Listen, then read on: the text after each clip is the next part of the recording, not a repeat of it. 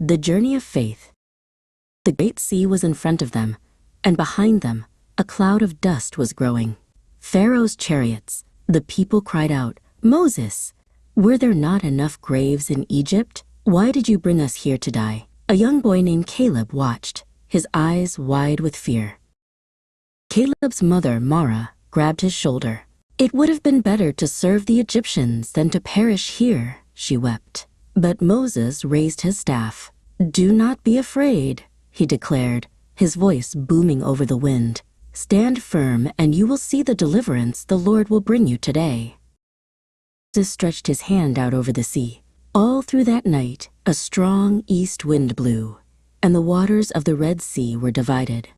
A dry path appeared, with a wall of water on the right and on the left. The Israelites stared in awe.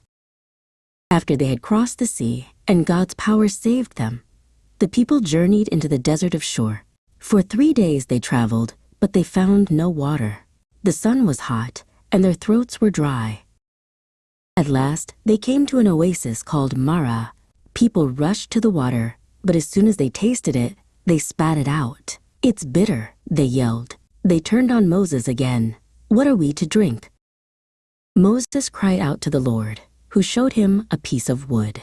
Moses threw it into the water, and the water became sweet and good to drink. The people drank deeply, their complaints forgotten for a moment.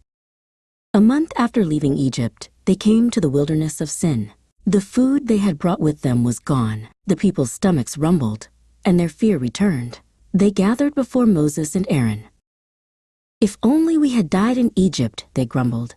Mara held Caleb close, her voice full of sorrow. "There we sat around pots of meat and ate all the bread we wanted, but you have brought us out into this desert to starve."